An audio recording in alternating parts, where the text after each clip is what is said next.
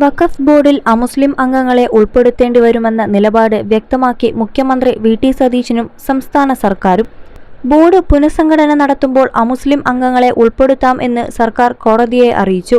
വഖഫ് ബോർഡിന്റെ പ്രവർത്തനം മരവിപ്പിച്ചതുമായി ബന്ധപ്പെട്ട കേസിലാണ് ബോർഡ് പുനഃസംഘടിപ്പിക്കുമ്പോൾ ആനുപാതികമായി ഇതര സമുദായക്കാരെ ഉൾപ്പെടുത്താമെന്ന് അറിയിച്ചത്. എന്നാൽ നിലവിലുള്ള ബോർഡിൽ ഇവരെ 2 പേരെ ഉൾപ്പെടുത്തുന്നതിന് പകരം പൂർണ്ണ പുനഃസംഘടനയാണ് ഉദ്ദേശിക്കുന്നത്. ഇക്കാര്യത്തിൽ സത്യവാങ്മൂലം നൽകാൻ കോടതി സർക്കാരിനോട് നിർദ്ദേശിച്ചു. പുതുക്കിയ കേന്ദ്ര നിയമം പാലിക്കേണ്ടി വരുമെന്നും അതിന് വഴിയൊരുക്കിയത് പിണറായി സർക്കാർ ആണെന്നും മുഖ്യമന്ത്രി വി.ടി. സതീശൻ വിശദീകരിച്ചു.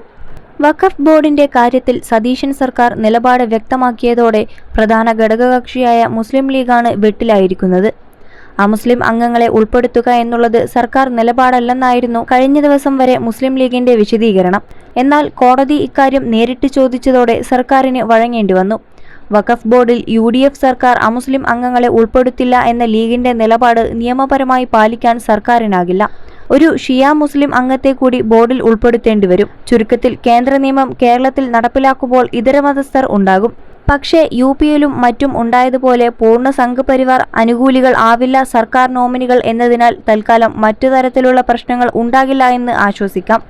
പുതുക്കിയ കേന്ദ്ര നിയമം പാലിക്കേണ്ടി വരുമെന്ന് പറഞ്ഞ മുഖ്യമന്ത്രി സതീശൻ അതിന്റെ പഴിയെല്ലാം പിണറായി സർക്കാരിന്റെ തലയിലാണ് കെട്ടിവെക്കുന്നത്. 21 ലക്ഷത്തോളം സന്തുഷ്ടരായ ഉപഭോക്താക്കളും 2 ലക്ഷത്തോളം തിമിര ശസ്ത്രക്രിയകളും പൂർത്തിയാക്കിയ മലബാറിലെ ഏക കണ്ണാശുപത്രി Al Salama eye hospital, hospital road, Perinthalmanna. വഖഫ് ബോർഡ് വിവാദത്തിൽ വർഗീയ പ്രചാരണം നടത്തുകയാണെന്നടക്കം മുഖ്യമന്ത്രി ആരോപണം ഉന്നയിച്ചു.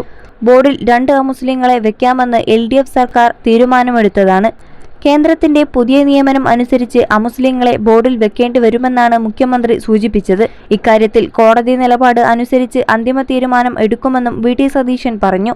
അതോടൊപ്പം റാഗിംഗ് തടയാൻ നിയമം കൊണ്ടുവരാൻ മുഖ്യമന്ത്രി വി.ടി. സതീശൻ.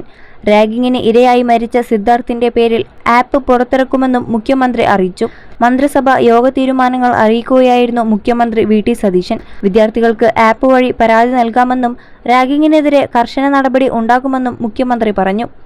PM ശ്രീയിൽ ഉപസമിതി റിപ്പോർട്ട് വന്നിട്ടില്ല. പ്ലീഡർ നിയമന പരാതിയിൽ KSU പ്രസിഡന്റിന്റെ പരാതികൾ കേട്ടെന്നും മുഖ്യമന്ത്രി വ്യക്തമാക്കി. ആർക്കും വന്ന് തന്നെ കാണാം. കൂടിക്കാഴ്ചയ്ക്ക് അവസരങ്ങൾ നിഷേധിക്കാറില്ല. SH കോളേജിൽ വെച്ച് അലൂഷ്യസ് സേവ്യറിനെ കണ്ടിരുന്നില്ല.